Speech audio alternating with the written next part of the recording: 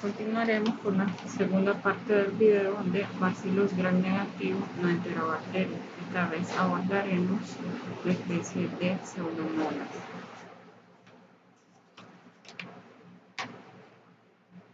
El término Pseudomonas surge haciendo alusión a los colores que la bacteria mostraba en medios de cultivo, ya que este tenía la apariencia de un cobre oxidado, ya que la tonalidad que adquiría era de un tono verde azulado.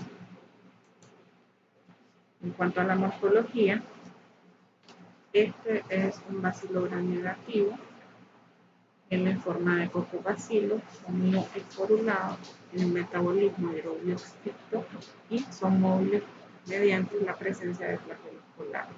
Esta bacteria se puede disponer de manera individual, formando pares y a veces en cadenas cortas.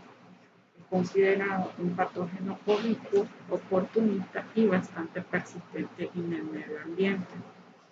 Este es un patógeno ovícuo en el medio ambiente porque puede llegar a persistir de manera eficaz en el agua, en el suelo, viviendo incluso con un requerimiento nutricional mínimo y tolerando diversos medios físicos. Tiene la característica que puede crecer a temperaturas que van de 20 hasta 43 grados centígrados. Estos son oxidasa positivos, galasa positivos y se caracterizan por ser parte del grupo de los no fermentadores, ya que estos tienen en común la incapacidad de fermentar lactosa, con la capacidad de utilizar fuentes de carbono y nitrógeno como acetato y amoníaco, obteniendo de esta manera energía a través de la oxidación de azúcares. Es una de las especies más frecuentes en especímenes clínicos y es una causa importante de infecciones nosocomiales, principalmente neumonías y bacteriemias. Esto está dado debido a todas las capacidades que tiene esta bacteria para persistir en condiciones medioambientales adversas, como los mecanismos de patogenicidad que posee, que han convertido a la Pseudomonas aeruginosa en el principal microorganismo relacionado con infecciones nosocomiales. Se considera que este es el responsable de un 10 a un 15% de este tipo de infecciones. Además, esta es considerada la quinta causa más frecuente de infecciones generales a nivel mundial y se considera la segunda causa de neumonía nosocomial. Es considerada la tercera causa de infecciones urinarias.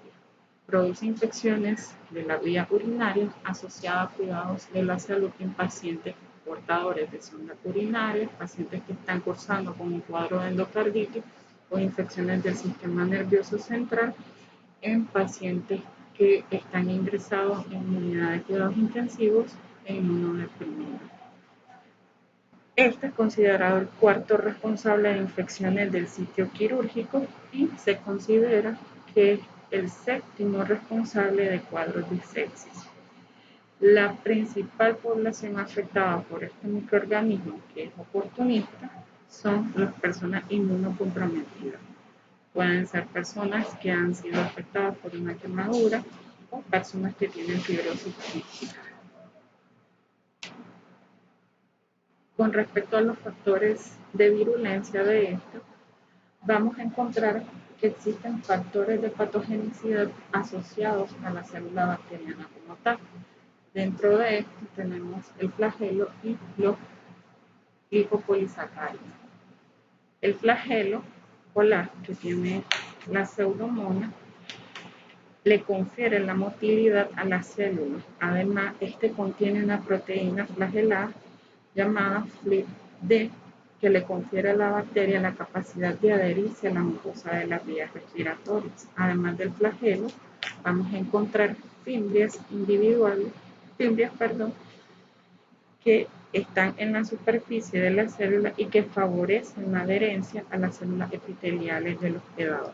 El lipopolisacárido interviene en muchas de las propiedades endotóxicas del microorganismo.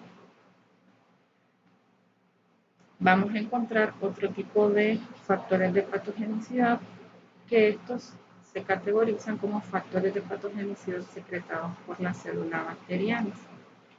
Esta bacteria es capaz de producir una cápsula extracelular del citato y este forma parte de la biopelícula secretada por la bacteria, y este puede desarrollar un mecanismo de evasión para los anticuerpos y los fagocitos. Además, esta biopelícula está implicada en la producción o induce lo que es la producción de inmunoglobulinas, especialmente inmunoglobulina G contra componentes de la bacteria, principalmente el alginato.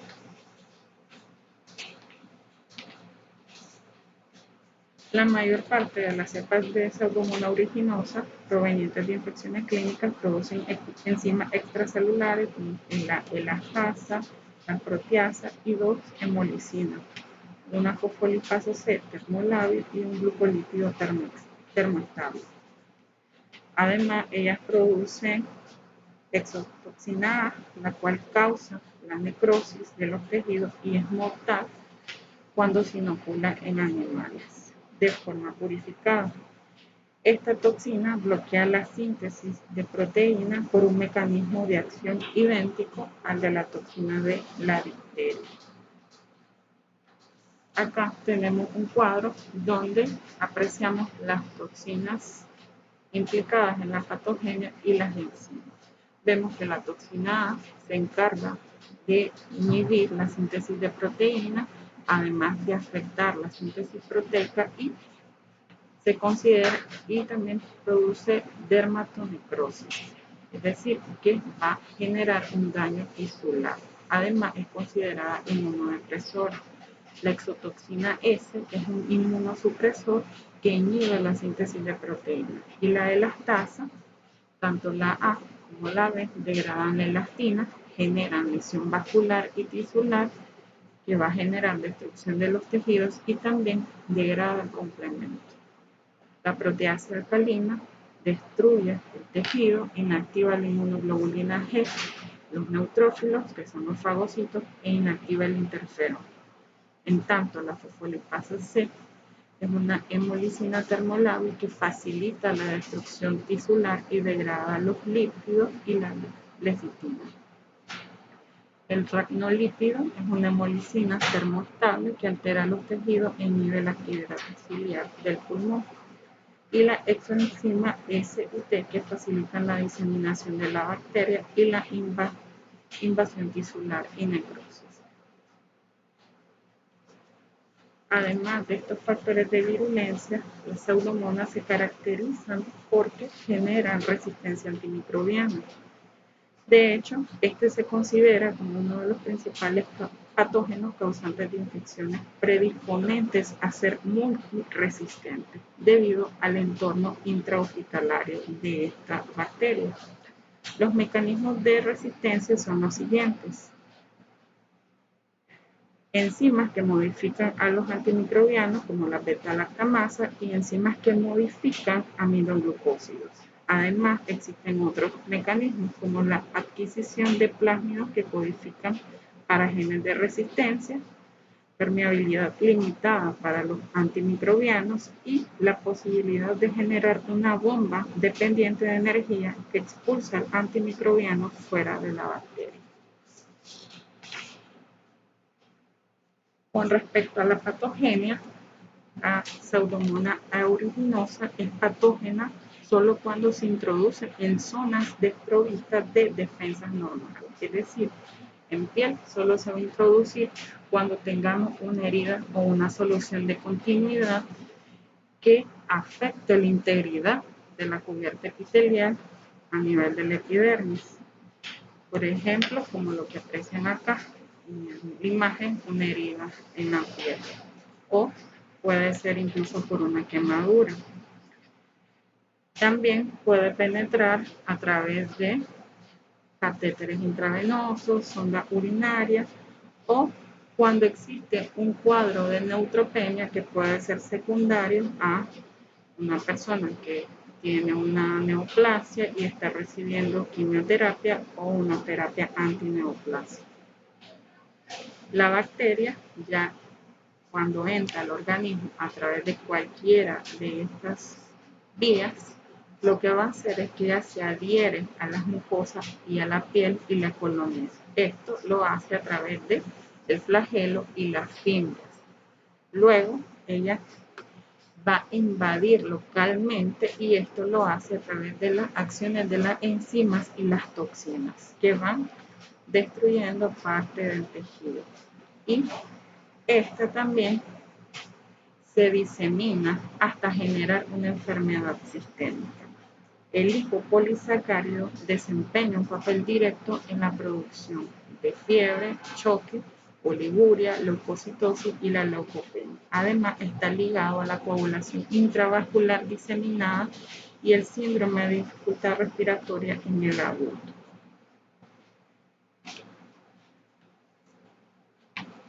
Con respecto a la clínica, esta va a depender de la vía de entrada y dónde se está estableciendo la bacteria. Vamos a ver que esta está ligada principalmente a la vía respiratoria y vamos a ver que personas que están hospitalizados por algún cuadro grave, como puede ser una persona que esté hospitalizada por un accidente cerebrovascular o una persona que fue hospitalizada por un politraumatismo o que sufre de procesos crónicos, incluyendo la fibrosis quística, puede presentar una afección respiratoria, es decir, una neumonía por pseudomonas. Las infecciones urinarias son de tipo oportunista y generalmente son personas que están hospitalizadas o que por algún otro motivo están portando catéteres, es decir, sondas Foley. O puede ser secundario a una exploración de la vía urinaria.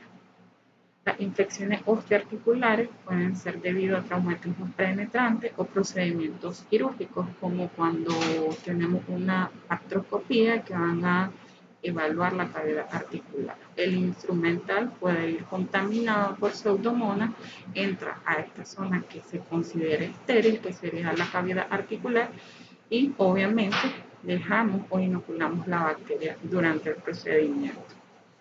Infecciones oculares, ópticas como queratitis bacteriana y otitis externa crónica. Las afectaciones en la piel se van a presentar como un exantema vesículo papuloso o podemos tener el caso de una persona que llega al hospital porque sufre una quemadura y pudo haber sido infectado por pseudomonas durante la estancia intrahospitalaria o en el ambiente. Porque acá, con la quemadura, estamos alterando la barrera anatómica de la piel y le damos una puerta a que pseudomonas o cualquier otro microorganismo pueda adentrarse. La sepsis se da generalmente entre un 10 a un 20% de los casos tienen la etiología de ser causado por bacilo gram negativo, específicamente pseudomonas. Y en algunos casos aparece estigma gangrenoso como una complicación de la enfermedad, como podemos apreciar en la imagen. La endocarditis es frecuente y esta se va a afectar principalmente la válvula tricuspide, va a existir esta afectación asociada. Y la meningitis se da pero en menor frecuencia y esta generalmente va a estar ligada a intervenciones neuroquirúrgicas. Con respecto al diagnóstico, las muestras pueden ser obtenidas de piel, de la secreción de una herida, de pus, orina, sangre, líquido cefalorraquídeo cuando estamos sospechando que existe una meningitis, esputo en el caso de la neumonía y de otras secreciones. En el frotis, en la microscopía directa, vamos a observar que estos son bacilos gram negativos. Estos no tienen características morfológicas específicas que lo diferencien de los bacilos intestinales y de otros gram negativos. Entonces, para esto vamos a realizar un cultivo. Generalmente lo realizamos con agar sangre. Y se pueden utilizar medios diferenciales para el cultivo para discernir entre bacilos intestinales gram negativos. Entonces, la pseudomonas no fermenta lactosa y esta tiende a multiplicarse fácilmente en muchos tipos de cultivos y algo característico de esto es que produce un olor dulce y esto es debido a la formación de 2 aminoacetofenol. Algunas cepas van a producir beta-hemólisis y generalmente las colonias se caracterizan por tener una forma redonda, ser lisas, y estas pueden tener esta característica de tener un color verdoso fluorescente. Otras pueden llegar a producir un pigmento azulado no fluorescente que se conoce como biocina. Entonces, existen distintos tipos de coloración que pueden adquirir en el cultivo. Tenemos un grupo de pseudomonas que adquieren un color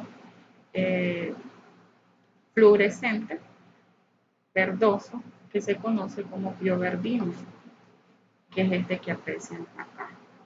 Otras cepas de pseudomonas originosas pueden adquirir cualquier otro pigmento, como la biocianina, que es un color azulado, pero no fluorescente, como aprecian en este cultivo.